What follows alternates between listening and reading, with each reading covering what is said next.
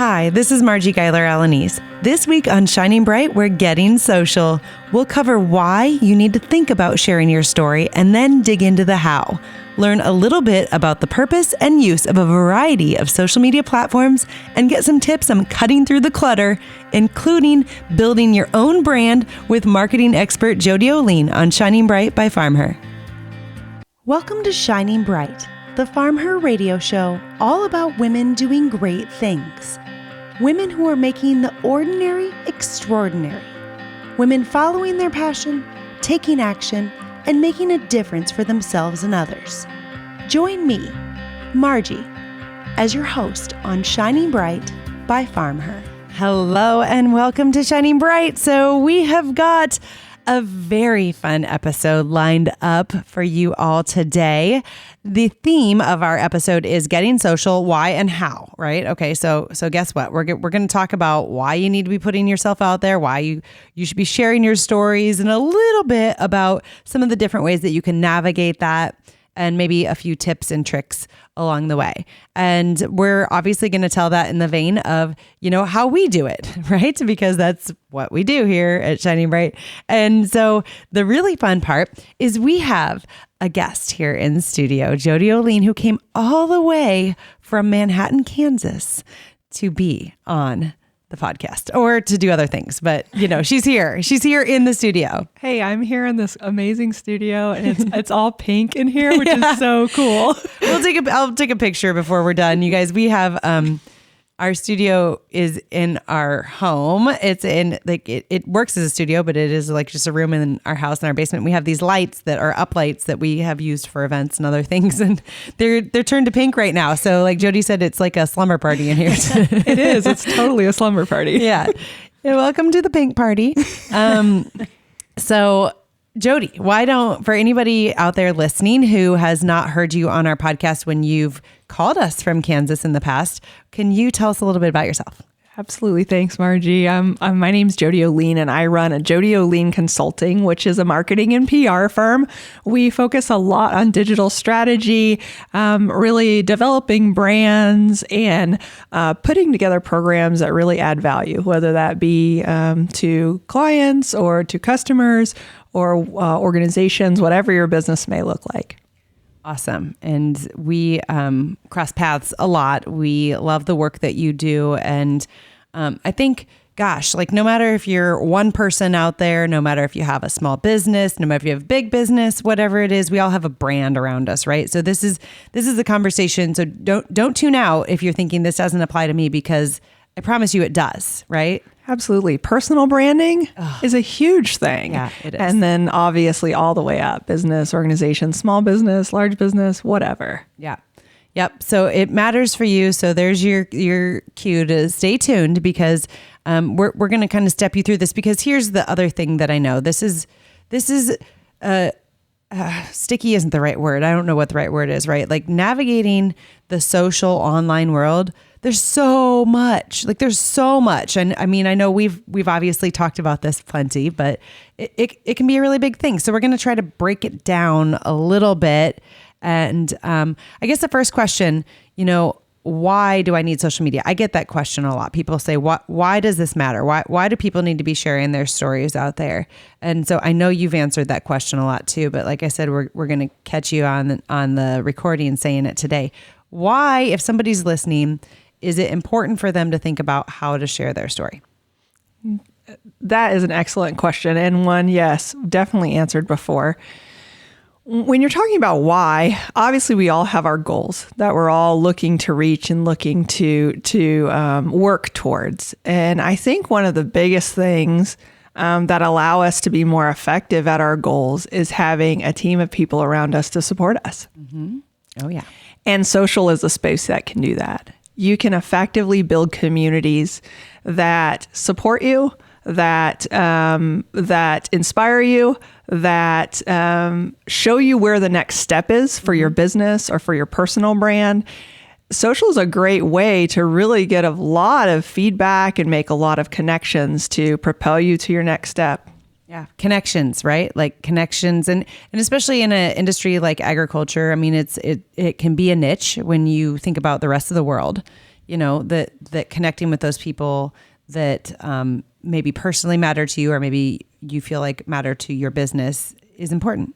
Absolutely. And those we have more in common with many people, whether it be as farmers or as any other kind of businesses than we know until we sit down and kind of over the social media table, right. And we're able to kind of back and forth. Yeah. Mm-hmm.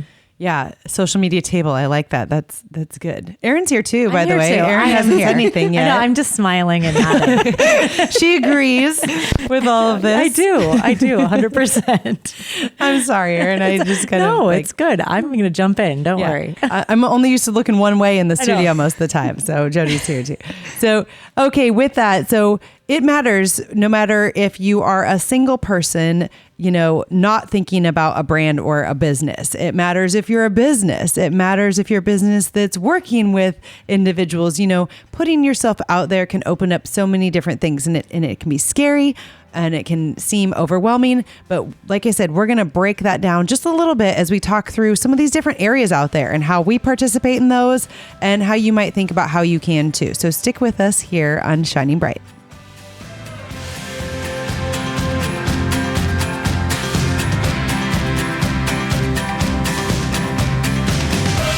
We all eat, and that is why farming will always matter. Everybody Eats is where the stories of food and farming intersect. These stories, told through my FarmHer lens, connect us to our food and, more importantly, the people behind it. Everybody Eats is the stories of those who protect our rural communities, who grow our food with extraordinary care, and who provide support, education, and assistance to make sure everybody eats. To find out more, visit FarmHer.com and click on the Everybody Eats tab.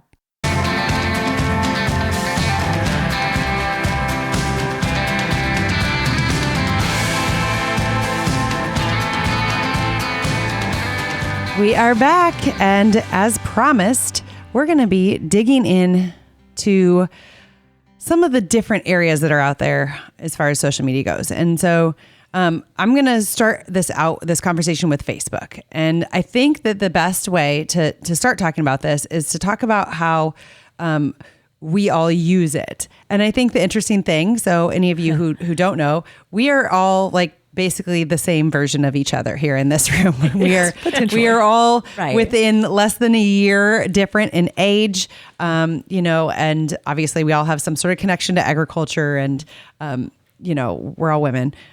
So I think it's going to be interesting. I do want to hear like how each of us uses Facebook. And do you want me to go first to make this easier? Okay. So I do the scroll on Facebook. And so if any of you who are not familiar, Facebook has a feed, right? Mm-hmm. And you find people that are your friends. And typically, like when that first started for me, it was like my high school friends, right? Like, and college friends. Those are the people that you kind of like found. And then as I meet somebody, I connect with them, not if it's a professional connection, but more of those personal connections is what I personally use Facebook for, right? Like, family and close friends or people that I've met a handful of times and I want to stay connected with on a personal level. It's kind of my focus with Facebook. And so I like to see what's going on with their families. I like to see maybe like, did they go on vacation? What are they doing? The one thing that I will say about Facebook that's a little difficult for me is I can get sucked in. Like I can spend all of a sudden like hours of my time. So I actually manage Facebook differently now than I used to. And we can talk about that a little bit later, but I'd love to hear like Erin, how do you use Facebook? So I use Facebook definitely for personal connections, but we have moved so many times over the years. I use it to stay connected with those friends and those connections I've made in the different places we've lived, as well as my family. And honestly, a lot of people from my hometown, I feel like I connect with on Facebook too. People who've been in your past, maybe at some point, and you still like find value and know and I want what's going on with them. Just the ones that I want to. Yeah, that's the beauty of it, right? So it keeps, for me, it really helps keep me connected to people that after we left or moved, I probably wouldn't have stayed connected with the same way. So it allows that level of connection. And Jodi, what about you? Oh, so am I going to be that person that says I use it the same exact way? Well, I think that's We already disclaimed this. yeah, that's okay. So it's absolutely to keep in touch. I'm originally from Florida and moved to Manhattan, Kansas. I mean, you stay in touch with so many of those people. You get to see people you went to high school with. There's also the fun groups setting. Or the fun groups option. Yeah, yeah. Join groups. Yeah, I Like-minded love people. joining groups. Specifically, it sounds really weird, but sometimes medical things. Very beneficial. I do have one medical group. Yeah, that I- like it's a hip group. Yeah, it's a hip group. When my Like dad literally hips. Like hips. yeah, hips. Not like hip. No, not like cool It's hip. the hip group. She's so hip. I wish it was that group. No, but my dad had kidney cancer. Right. And so we could join groups. And it was amazing how you kind of talk to people who had gone to those same doctor's appointments and seen those similar specialists. And there is a lot of community, a lot of good, I would say, on Facebook. And then, of course, there's businesses and how businesses can use Facebook. And so from your perspective, if from the business perspective, like how are some of those ways that businesses use it? So I guess I can speak to us. We're a business and we use it to share our products. We use it to share our stories. We use it to share like a steady stream of content that we hope people want to pay attention to, whether that be pictures and stories or whatnot. But what are some of the ways that you see businesses being able to utilize Facebook? It's amazing to me. I think it really aligns with your specific business goals. If you're looking to create that connection, direct connection to your audience, if you're looking to sell product, specifically Messenger has just exploded in product sales, and it could be a whole other podcast. And Buffer has a really great podcast on that. If anyone wants to listen to that podcast, there's so many things. Awareness raising is really big on Facebook. Buying ad is still cheapish. Back in the day, I mean, you could buy ads for 10 years ago, you could buy ads for nothing On Facebook? Yeah. And it's still like nothing. Like when we first started, we had spread beyond spread of like, it doesn't happen that same way now, that organic spread, right? Because there's just so many more people on it, right? And there's so much more content. But news, do you personally consume news? Do you see other people using that as a spot to share their news?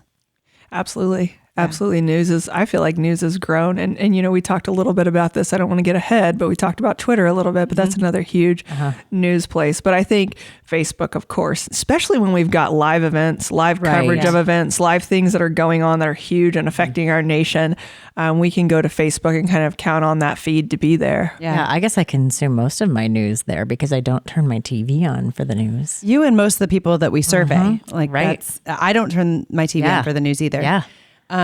One other thing, events, right? Knowing what's going on, whether it's in your community or whether it's an online event or an event you're going to go travel to. Events are that is a great thing that you can publish on Facebook or you can find others. Absolutely, especially if you've got some information that you're wanting to deliver and you're having an event around that. That's a great way to reach your local community. Yeah. So I in an interest, because I do get caught in the scroll of the feed, I took the app off of my phone. I still have Facebook. I still use it, but I needed to get some hours back in my day. So I had to like an addict, I had to cut myself off a little bit. Right. And I did find that without Facebook, I am not as in tune to the local or national news. I don't know as many events that are going on in my area. And so I didn't realize how much I was relying on that to connect me to my community, not just online, but socially. So say my insurance agent was going to host an event. That might be the only place that they're telling me that they're going to host an event. And so it's a great place for businesses to interact too, I think, from that standpoint. Absolutely. And I think so much of us, I know when it's about fall, I'm hopping on events and I'm looking for local pumpkin patches. Right. And when my doctor launched his new business, he had town hall meetings, and we went and sat through those meetings. So you're exactly right. Yeah. I find like with our school, that's the only place that a lot of times I mean, email seems so late in the game now, right? Yes. Like I got an email at the end of the week that told me all the things that I didn't catch this week. So yeah, it's a relevant place to be, to talk to an audience or to connect with others on a personal level, I think is the deal with Facebook, whether that's through a live feed, whether that's a video, whether that's through an event, whether that's through a group, it's that connecting in those different ways that it really wins. And it's funny, by removing it, I realized that I was using it just as we say we're using it, but more than I realized. And how many people rely on you to use it. So it's a solid place. And as far as our sales with FarmHer, I can tell you that that's the number one place that we still are able to reach our customers with the products that we hope they want and that we want to sell. That Facebook is our market. So it's valid as there. So again, we're going to be following this up with some more in-depth stuff on our website. You'll be able to find that if you head over to farmher.com with some resources. Stick with us here on Shining Bright. We'll be right back.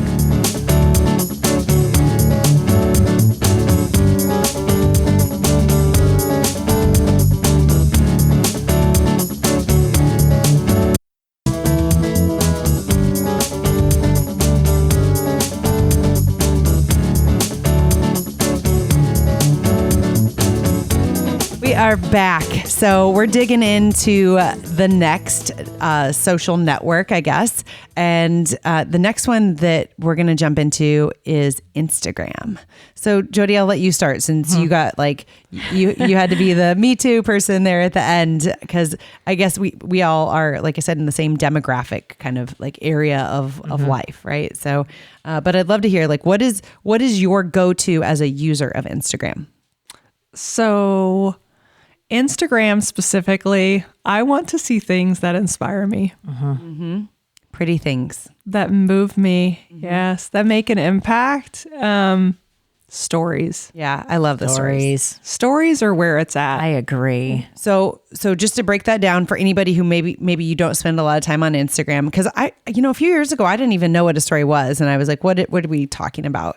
And I think this is, it kind of came about, Snapchat existed, right? And this instantness of seeing, it's not the permanent post, but it's that instantness. And so stories came in. So I have a Instagram feed, right? I have a page, an Instagram page where I put the big things, but the stories, would you agree that they're kind of that minute to minute, that day to day, that ins and outs, ups and downs type of stuff? Absolutely. So you polished perfect on that feed. And the stories is where the real happens. Yeah.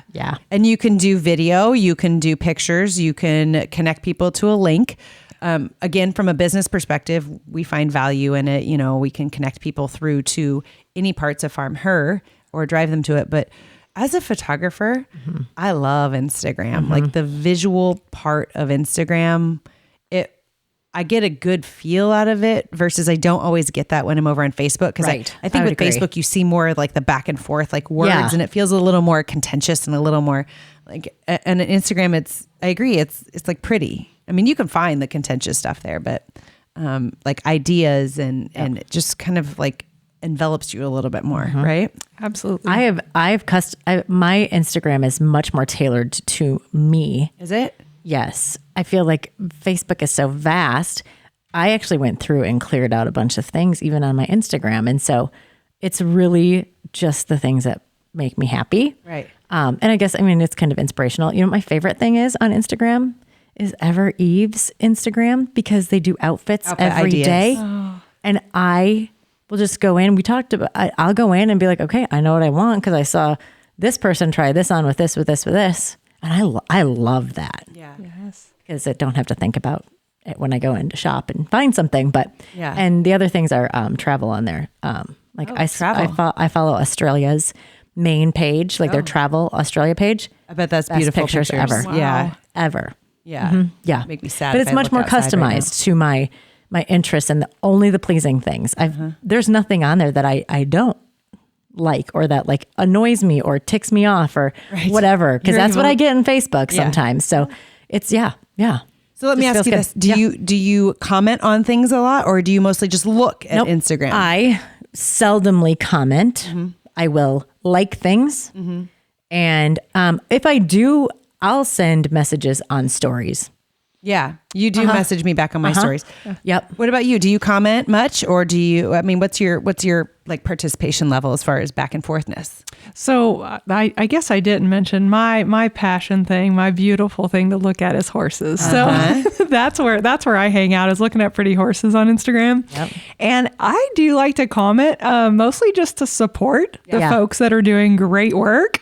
So it's more of a comment for them than it is for me. It might be a very abbreviated comment, but to help them, because the more comments a post may have, then the more it may be shown overall in a feed. Yep. Yeah. So, and I think the interesting thing now, I mean, I get this question a lot, like from a photography standpoint. Oh, I don't, like, you might be listening to this and thinking, I don't have great pictures. I don't have great content. If you have a phone, you have the ability to take these pictures, and there's resources out there, and we'll find a few easy ones that we use to plug in on the backside of this as well. If you head over to our website and check out the blog that goes with this, but there are resources out there, and you have a tool in your pocket. If you have a cell phone that takes a picture, you have the ability, right? And so I think too, Erin, you said this earlier, one of the hardest things is it takes a lot of time to make a post. Yeah, I said it like takes me 20 minutes to post a story, let alone like if I want to add verbiage and stickers and everything else. Yeah. But I think that the thing, I agree with you when I first started posting stories. But you said it's much easier. It goes way faster. I think it's practice. Two things. You get quick at it, you know how to technically do it, but then you kind of get over the, should I do it like this? Right. Should I do it like that? You realize it's more of just get it out there. Yep. Yeah. It's an Instagram voice, almost to develop a little bit of your Instagram voice. And it is different than Facebook. Yeah. It is. Yeah. And spending time on the two, I mean, you get to see it, but as you can hear by what we're saying, we all use these for different reasons. Like, I don't necessarily follow, on our FarmHer Instagram, like there aren't people that I personally know that I connect with. It's a broader range of people, right? Because you're looking for something different than that, maybe very personal connection. Yeah. It's interesting. Yeah. So, from a business standpoint, how do you see businesses using Instagram? Similar to Facebook. Yep. Online sales. Yeah. You can purchase ads through Business Manager on Facebook.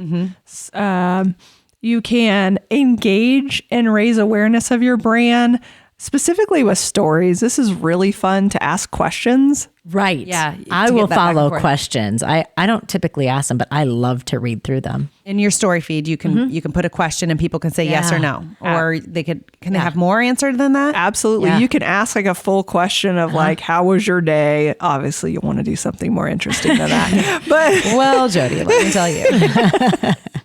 I sat in a pink room. It was so cool.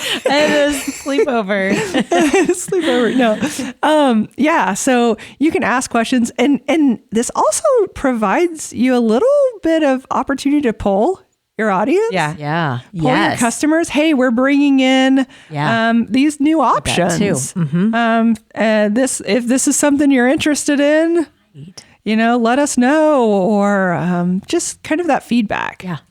I can be a stickler sometimes. That stuff usually engages me. If I just have to do a swipe or a yes or a no, I'm in. I'll do that. Yeah, it's easy. And it's nice to be asked your opinion every once in a while, right? Like, okay, I will tell you what I think about this.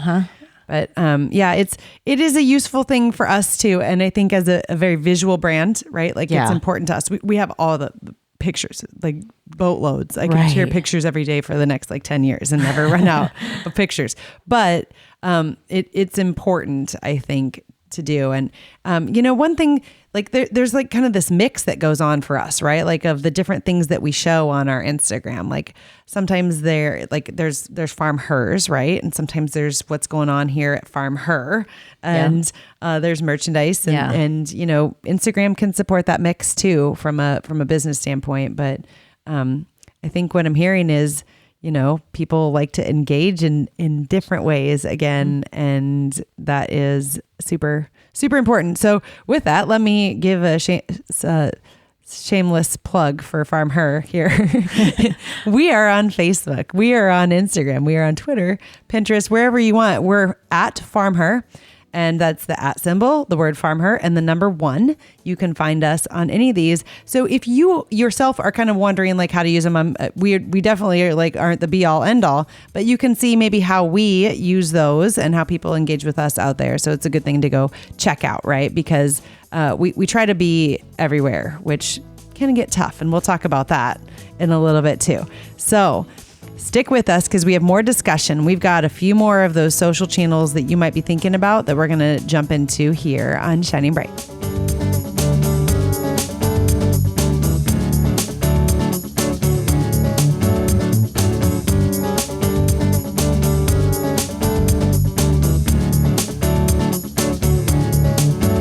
We all eat, and that is why farming will always matter. Everybody Eats is where the stories of food and farming intersect. These stories, told through my FarmHer lens, connect us to our food and, more importantly, the people behind it. Everybody Eats is the stories of those who protect our rural communities, who grow our food with extraordinary care, and who provide support, education, and assistance to make sure everybody eats. To find out more, visit farmher.com and click on the Everybody Eats tab.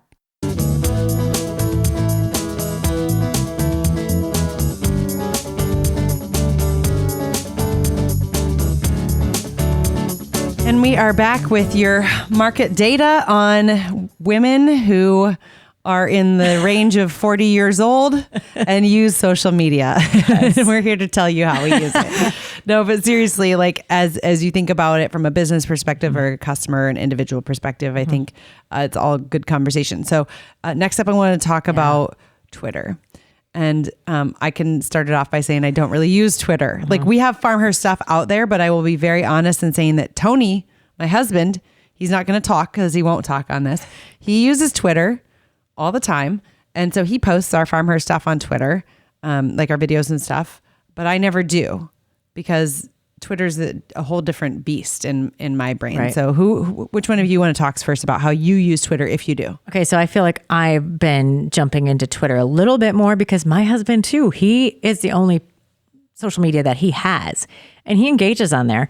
I'll tell you why I've been jumping on Twitter is because our high school communicates through Twitter, our school. So now that my son is older, if I want to know what's going on, that's where I have to be. Go there. Mm-hmm. Yeah.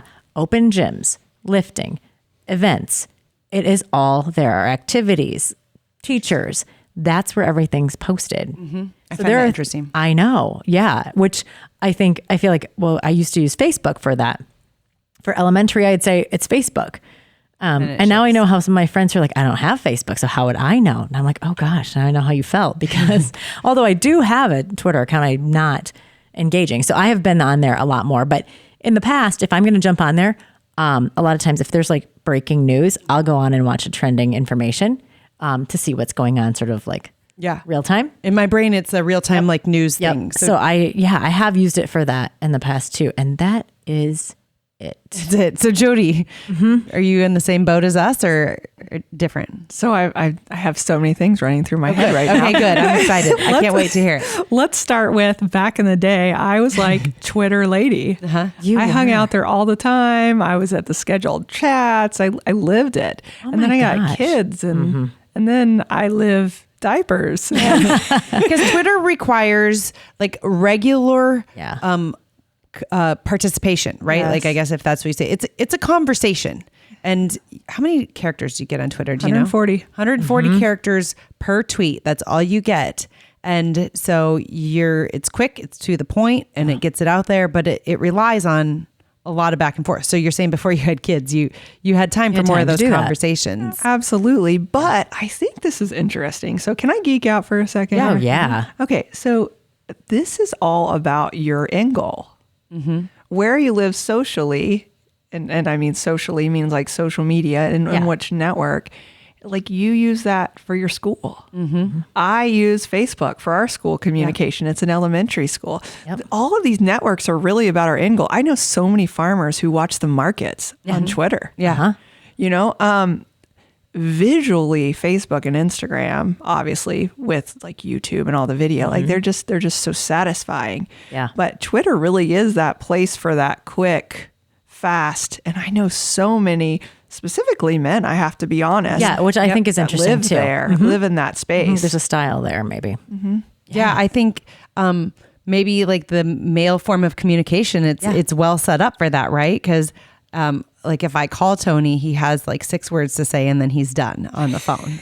And I don't mean that in a bad way at all. It's always been that way. Like we're going to say what we need to say and then we're going to like, then you say, and like, you know, and so Twitter really works well. Like I would say, and it's that breaking news, it's that stuff going on, is that back and forth quick conversation. So if you have the time to exist there, that's a good spot. Key with Twitter. Or if it's a place you just want to keep an eye on, so you know what's going on in your it community. It can also be a resource, right? Exactly. Whether you're engaging or not, it's a great way to glean your information. Yeah. And there are things like, you know, like Ag Chat has existed on Twitter, like, you know, a certain time where a certain like-minded group of people go to have like a broad discussion about certain topics. Yeah, I wasn't even aware of that when you were saying that was... Yep, I didn't know any of that. I don't even know if that's still a thing. Ag Chat, we still use the hashtag, but it's not an organization. Yeah. But it's in agriculture there. If you're specifically trying to talk to people in agriculture, like there's a broad conversation going on. Absolutely. On Twitter. Yep. Okay. I don't really have anything else to say about Twitter. So if you're looking to talk to the almost 40 age group, clearly that's not where you want to be hanging out. If you want to talk to 40-year-old women, just saying, at least the ones in this room. But let's jump over real quick to LinkedIn, because I actually didn't have this in our show notes, but I think it's real important to hit on.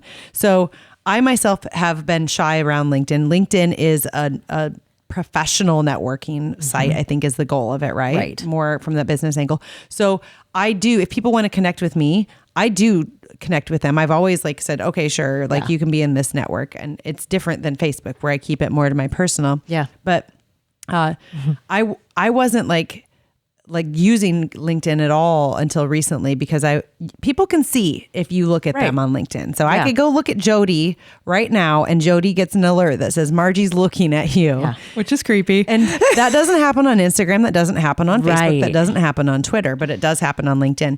And so Erin, I think you've got a little bit of... I do. I love LinkedIn, and I use it a lot. And I have also done like job coaching and things like that. And so I think it's a great tool. I'm also shameless about clicking on somebody. You don't care. I don't care because it's professional. Refreshing. All of a sudden, I'm like, oh, wait, okay. I don't care. And if they're curious why, then they can send me a message. And if I want to connect with them, I'm going to send them a message. But it's a great way to connect, but also can go deeper. Like, okay, let's say for a job search, I'm following this company. Then you can see who works there. Okay. And what are their backgrounds, and where were they at, and what have they done? And maybe that's somebody I can connect with because we know these same people. I mean, there's so many levels of LinkedIn. But I think it's a great way. You know, I love finding people and connecting with people and finding the right people. And so it's huge for me. I'm on there all the time. Yeah. I haven't posted a lot though. And that's probably where my fault is. I should be putting more out, and I haven't, but I will. And I think eventually that's a point that I've been trying to absorb, is the content on LinkedIn is different than your pretty content on Instagram or your informational content or your salesy content on Facebook, right? Like it's meant to be a professional level of content. So like if you've got something that's a professional development article, or maybe you won an award for something, like that's the place to put those things, right? Absolutely. Yeah. I'm looking at you because I feel like you know all, Jodi. So well, I don't know all. What's your take on LinkedIn? So I think you both nailed it. LinkedIn is a great place to post if you have information that you can provide and that people can learn from. Yeah. We're really all on LinkedIn to learn something, whether that be about someone or about something. I think it's a fantastic place to build trust. Yeah. articles. I've written a couple of blog posts on LinkedIn, the platform itself, and they go nuts. It's a fantastic place. Use a few hashtags that are popular. LinkedIn is a really cool. It reminds me of like Facebook, but all positive. Right? Yes. Is that possible? Like professional. Well, it's professional. And, so you don't see some of the garbage. Yeah. Although sometimes. But I agree. much. I mean, it's a different level for sure of professionalism. Yeah. Which is nice. Yeah. And it helps that people can know if you're looking at them. It Right. It's like, You're it's just always there. Yeah. But just in front of them. I think that's good because again, if your goal is to be in front of people, whether it's recruiting, whether it's looking to get hired for something, whether it's in any way, like it's good to know that you're there and that you're putting yourself out there. So, okay, that was LinkedIn and Twitter. We've got a little bit more coming up, so stick with us. There's more to talk about here on Shining Bright by FarmHer.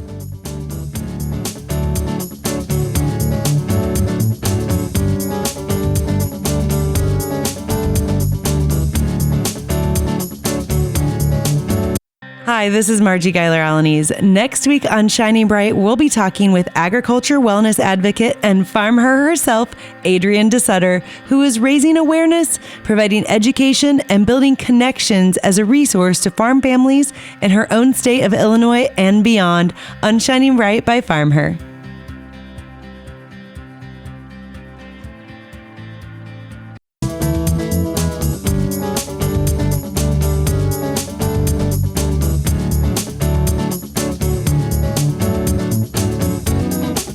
Okay, we're back and we are talking getting social, the how, the why, right? Like we already talked about why you need to be thinking about putting yourself out in one of these areas, whether it's from a professional standpoint, a personal standpoint. And odds say you're probably already in some of these areas if you're listening to this, right? Like if you can download a podcast, then you probably are somewhere on some social network, but we're trying to talk about the gamut of them. And I think it's interesting to talk about who you're trying to talk to and what your goal is, right? Because no matter where these are, like goal of who and where is ultimate, because they all have a little bit different purpose.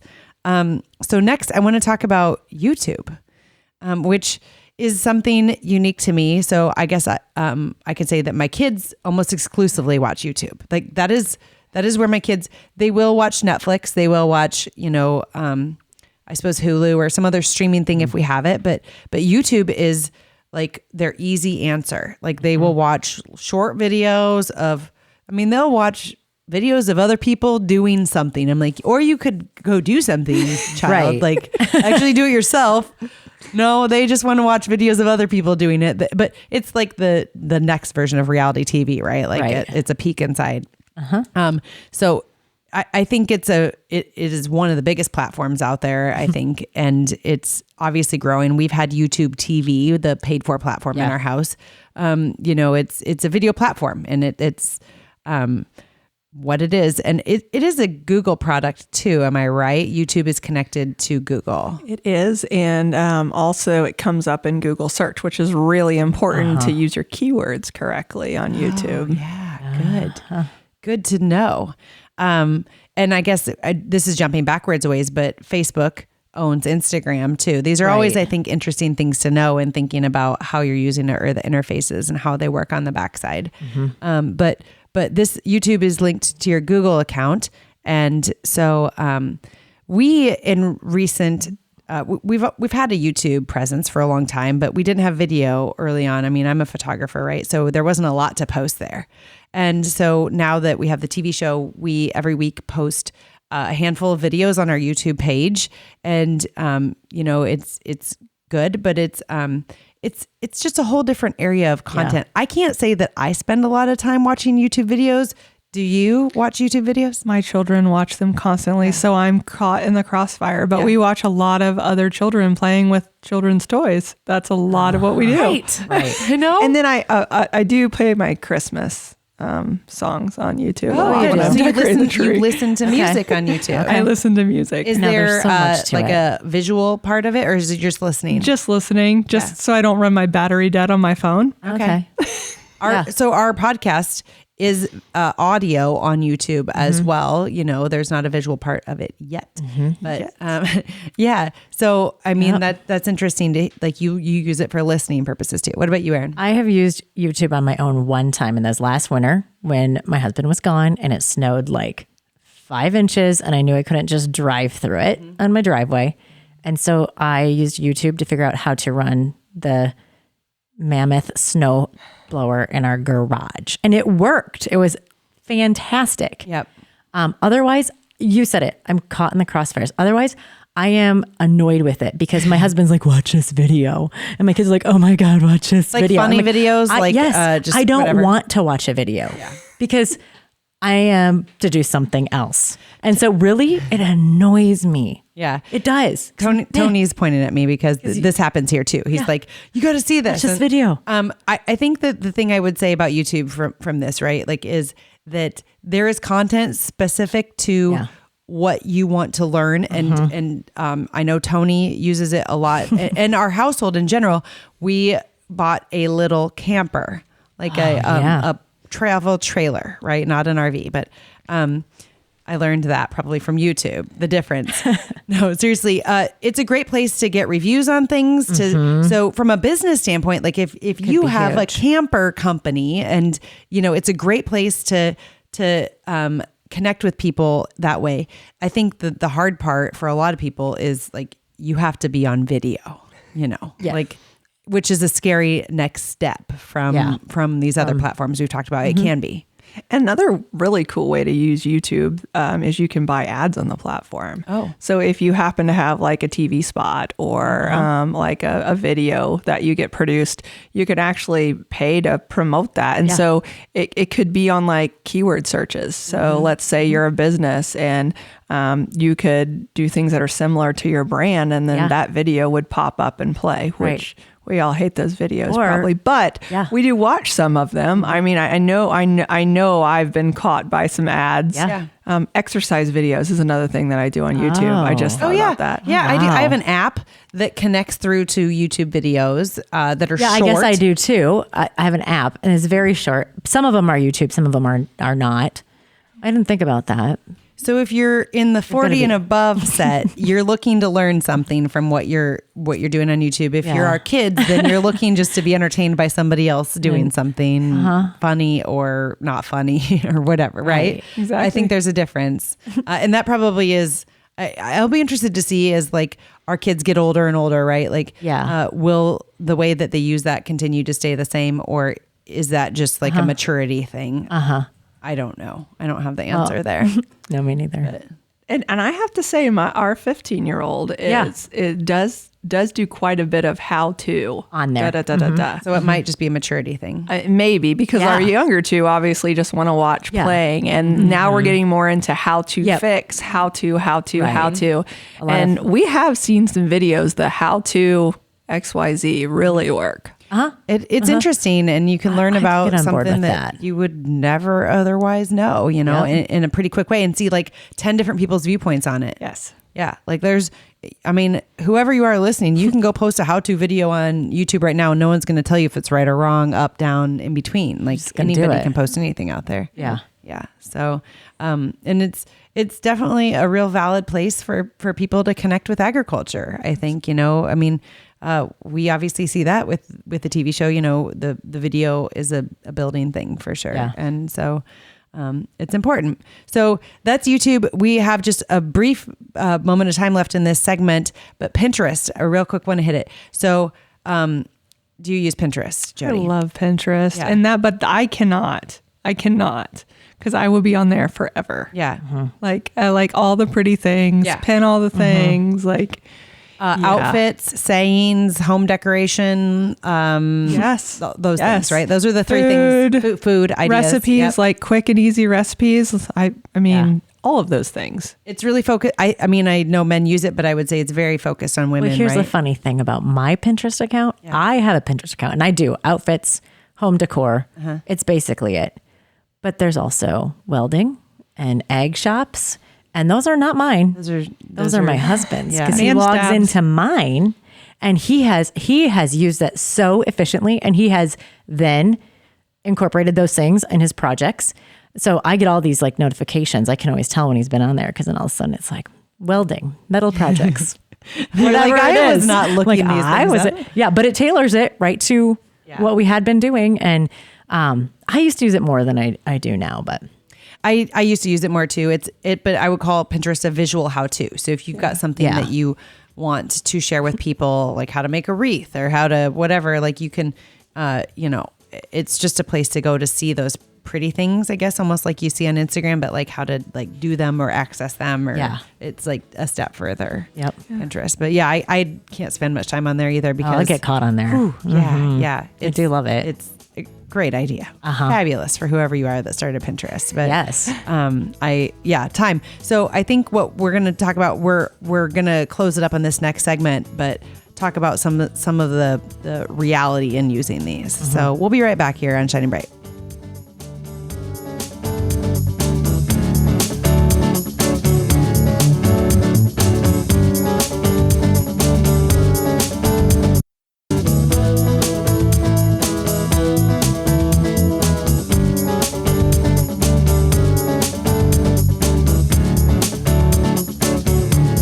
We are wrapping this conversation up, and there's a few things I think that have bubbled up throughout that I want to touch on.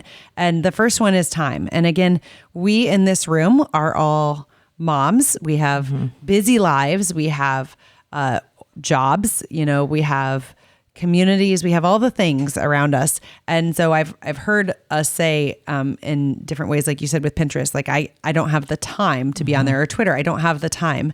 And so we have to pick and choose where we spend our time, right? Right. And I would say it's safe to say that we are all having to do that. I had to take Facebook off my phone because of time. Well, I still go look at it on my computer, but I spend less time on my computer there anyway.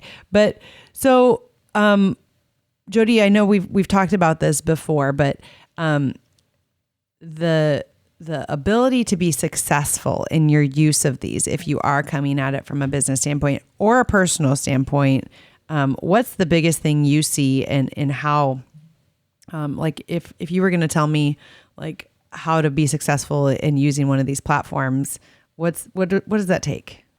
Loaded question, big question. Super loaded question. And I wish I didn't know your answer that you're going to say, because I feel like I'm stealing it now. But so I think the biggest thing, let's say if I'm a business professional and I want to use this, I want to figure out where my clients are. And if I'm not on social media or social media doesn't excite me, be where your clients are. Right. Yeah. That is huge. Be where your customers live. This is a way to reach your customers. I know you have some thoughts on this too, but I would say as a business professional, whether it be your customers, your clients, the people that will hire you, the people you can partner with, the people, people that are all looking to raise your community standards, whatever it is, be there with those people. And you got to know your goal. You got to have your goals, Yes, right? And who you want to reach, right? In order to know where your people are. Absolutely. So kind of go into this with the mindset is I want to reach these types of people and go there. And there's a lot of great articles online about that of like, hey, these platforms normally attract these kind of people. One plug I am going to put in here though, is that we all like to pretend that everybody's leaving Facebook to go somewhere else. And that's definitely not the case. It's not true. Yeah. I just took the app off my phone. I didn't leave. Yeah, No, exactly. I didn't leave either. I realized why I can't either because I won't know what's going on with the school or with like local events or anything like that. But yeah, it's this thing. And I think the biggest thing to being successful wherever you are, so knowing where your customers are, wherever you choose to participate, but time. Yes. You just have to put the time in to do this, right? Just do it. Just do it. And that is sometimes the hardest part because we want to take 20 minutes to make our Instagram post. I'm right there with you. Yeah. Or, we're just not sure about posting this on Facebook and what privacy setting it should have, or sometimes you just have to do. Yeah, that's true. Any of these take time. And on that note, we've just covered like 6 different platforms in this very quick time frame. And I get a lot of people that say like, I want to start this brand, or I have this idea, or I want to, start this thing. Like, how do I do it? Like, how do I manage all that? And my first piece of advice would be like, just find one area to try. Throw it out there. Yeah, because this is overwhelming if you think about like how you're going to create a message on all 6 of these platforms. Yeah. I mean, I'm overwhelmed all the time thinking about it, but we have a brand that, it spreads throughout, and it didn't start with all of those, and it's grown and changed, but you don't have to do all of them. No. You can find if you know your goals and you know who you want to reach, you can reach those people on one of these platforms. Mm-hmm. And then if you just love one, like I'm big on that. Yeah. Like, is there one that you just really love? Yeah. If you really dig a platform, then be there. Spend their time there. Yeah. Yeah. Then be there. Even if maybe not the majority of your customers are there, you'll find your people. Yeah. Yep. I like that. I love that. Okay. So we have run ourselves out of time. I told you we can talk for an hour about anything here. No, seriously. But Jodi, I want to give you a chance to tell people how they can find you. Like, do you have a website out there? Like if they want to know? Absolutely. Oh, JodiOleen.com. I'm on social media. You can find me on Facebook, Jodi Oleen Consulting.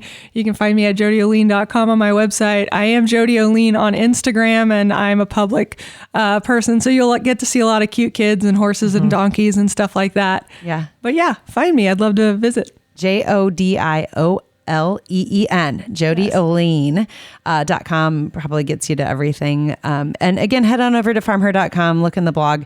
I'm going to wrap this all up for all of you because it's a lot. Like we could talk about this for years, right? But we just did it in a brief period of time. So Jodi, thank you for coming all the way to Iowa from Kansas and being here on Shining Bright. Thank you. You've been listening to Shining Bright by FarmHer.